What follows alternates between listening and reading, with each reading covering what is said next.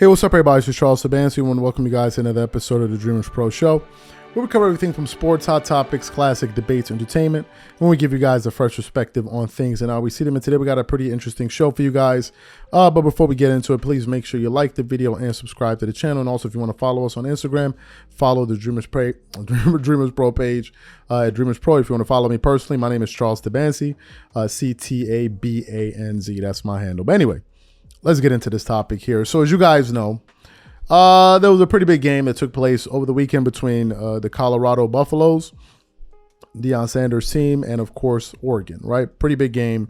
I can remember the last time I sat down and actually watched the football game, but that game was able to pull me in, which shows you the impact that this team and Deion Sanders is having on that particular sport overall. I read a report recently from what's the website? frontofficesports.com, where they said that some of these college football games tickets now are rivaling some of the ticket prices of some NFL games. Just think about that for a second. That's the type of effect that it's having. And as you guys know, Deion Sanders right now is looking like a marketing genius. However, there's some people that have been taken exception that have taken some exception to some of the things that Deion Sanders said. And one of those people was Dan Lanning, who is the head coach of Oregon. Now, during the game, I think it was in the third quarter, as I was following the game, I was also going through my phone. And I would get like these different reports from, like, I'm talking about Instagram now, and I'll see different posts from various sports websites. And I saw one from, I want to say it's Bleacher Report. And Bleacher Report essentially had this quote of some of the things that Oregon's head coach had to say about but Colorado going into that game. Basically saying that these guys are all playing, they're just playing for, the hype that comes with it. So ultimately, you guys know what happened. It was an absolute beatdown. Very, very, very, very crazy game. But it's also important to note that Deion Sanders is still in the process of getting some of the top recruits. That's number one. He was without his best player, I think Travis Hunter. That's number two. So these are some of the things to bear in mind going into that game. Nevertheless, it was still a loss. And to quote Deion Sanders himself, he said it was a good old-fashioned butt whooping. That's what he said. So knowing this, I knew that this was going to be one of the biggest stories come Monday, right? And I was curious to hear what various shows are going to say about this. So this morning, I was watching a segment from Undisputed Live with Skip Bayless, Keyshawn Johnson, Michael Irvin, and Richard Sherman. And I think this was the topic that they started off the show with. And let's just put this thing into context. They started off on Monday talking about Colorado instead of the Dallas Cowboys. America's team, the most valuable sports franchise in the universe, the Dallas Cowboys, and they're starting off talking about Colorado. That just goes to show you the draw and the level of interest people have in this particular team here.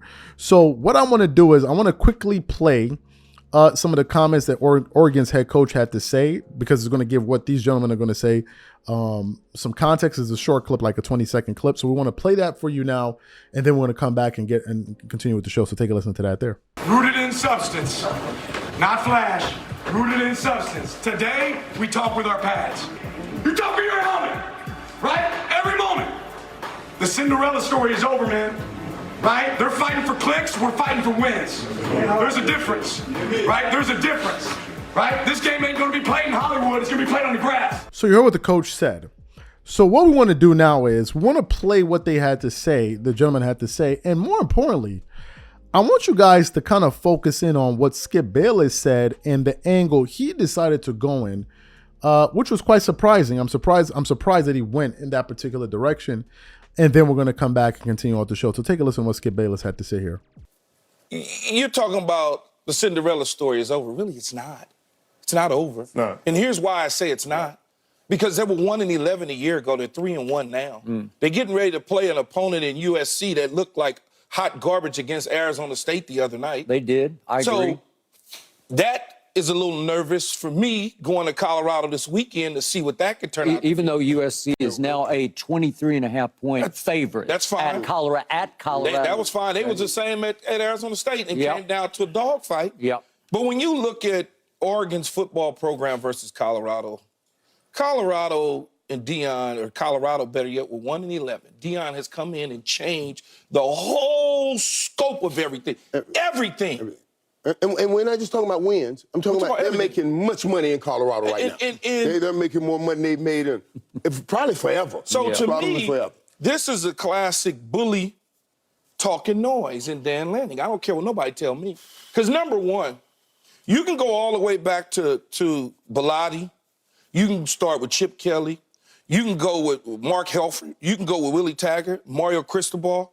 They established a certain culture at Oregon. Right. It wasn't like Dan came in there and Oregon was at the bottom of the Pac-12 conference and he dug them up and got them the way they are. See, yes. Phil Knight is also presiding. So you got some deep pockets behind that. You got crazy deep pockets. Now, it's not to say that this is leftovers from Cristobal as far as players go. Yeah. Because a lot of players have come and gone or whatever. But the foundation of the athletic department, Skip, is already intact. Yep. So you coming in with a typical bully mentality and talking noise. And like Deion say, better get me now. All right. I don't know for sure if Oregon was made aware that well before the game that some of the Colorado kids were scratching up the big O in the middle of the field. But They knew. Given this social media age we live in, I'm pretty sure they were made aware of it before the game. All right, I have tried to tell you guys for 2 weeks, there is a deep-rooted, sort of a venomous vengeance that is starting to manifest itself against Deion among white coaches, and I'm not going to say they're all white because we saw what Jay Norvell did just 2 weeks ago, right? You're right. Okay? You're right. It's deep-rooted and seated because Deion didn't pay any dues that they all had to pay. Correct. He's simply the greatest athlete who ever played, and he has shattered the mold, as we have talked about, because that's who he is. He is one of the greatest talkers in the history of sports. He is as entertaining an interview as there is in all of sports as we speak. He is playing to his strengths. He is in the midst of the greatest turnaround in college football history, doing it his way. Not Dan Lanning's way, but Dan Lanning, that was venomous vengeance. That was real. I don't think he was playing just for clicks. I think he knew exactly where he was going, and he was speaking from his heart of hearts. He says, we are rooted in substance, and they are all about flash. That is not true. They have been well coached. They did not play well coached football on Saturday. But the problem was he did run with it, and it worked because Colorado got buzzsawed right in half from the opening kickoff because Oregon comes out and goes 72 yards in 10 plays and doesn't even go to third down one time. And all of a sudden it's 7-0. So you heard what Skip had to say. Here are my thoughts. First of all, I was very surprised to see Skip take the show in that direction. I was very surprised. For him to say that, number one, he believes it's personal. Obviously it is. This is the next opponent that they're going to be playing. But he believes that there's something bigger taking place in college football, which is this. Number one, there may be opposing coaches that don't like the fact that Deion Sanders seems to be skipping the line. They also may not like the fact that, obviously, how are you going to compete with a household name like Deion Sanders, especially when it comes to recruiting some of this new talent. But number three, to hear Skip kind of go into the larger viewpoint of it, which was, he believes that what we experienced in that game is a sentiment that's being expressed league-wide, but we only saw it there. That a lot of people are getting their feathers ruffled by what Deion Sanders is doing, especially in the fashion that he's doing it. Talking about it, letting you know about it, the way that he's doing it is unconventional, because conventionally, that's not how things are done. That's one interesting thing to look at. What's also interesting is that I actually heard what those guys had to say on ESPN First Take, and I heard the comments that Stephen A. Smith made, and they were totally different from the comments that Skip Bayless made. Stephen A. Smith said he loves it. He doesn't believe that there was really anything malicious there, that it was just good old back and forth banter before a football game. So it's interesting to see how these two gentlemen took it in two different directions. For me, if I give you guys my honest view, well, I think this is a nuanced conversation because there are things taking place on the field and there are things taking place off the field. What's taking place on the field? Well, Oregon, number one, is gaining a lot of attention not Oregon. Colorado's gaining a lot of attention for the right reasons. Number one, because they're winning. At the core of all of this, we have to focus on the fact that the attention that this team was getting was centered around success.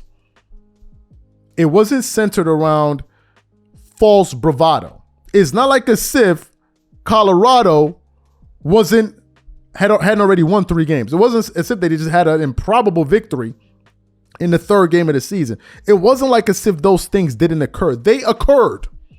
And I think that they were winning people over due to the fact that they were actually winning. So it's not like as if there's no substance here. There is absolutely substance because it's centered on real results.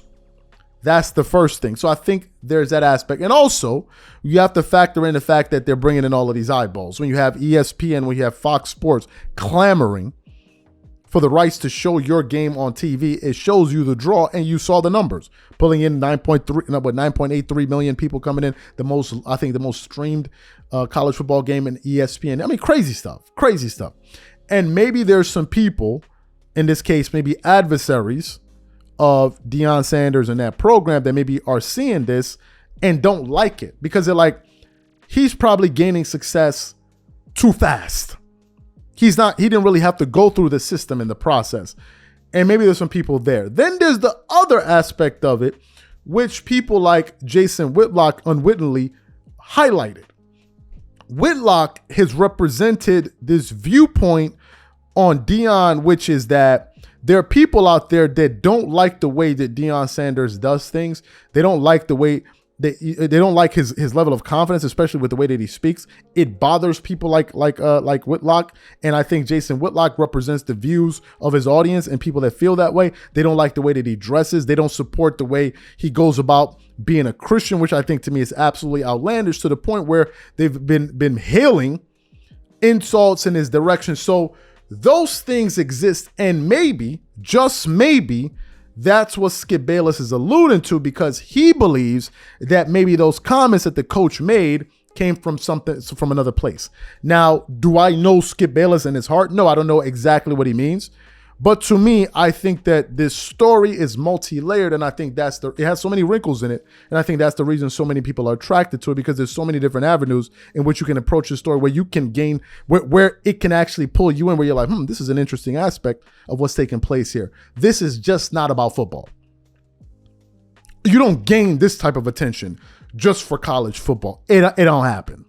There's more at play here, and to me, I am fascinated to see how this thing unfolds moving forward throughout this season because I don't think this conversation is finished. And as a matter of fact, I think it's just getting started. So the question that I have to the audience is simply this. What are your thoughts on the position that Skip Bayless made? Do you think there's anything there or do you think that he's reaching? What are your thoughts on the analysis that I laid bare in front of you guys here today? Whatever you guys think, please leave your thoughts and comments in the comment section, and we'll definitely catch you guys on the next show. Peace.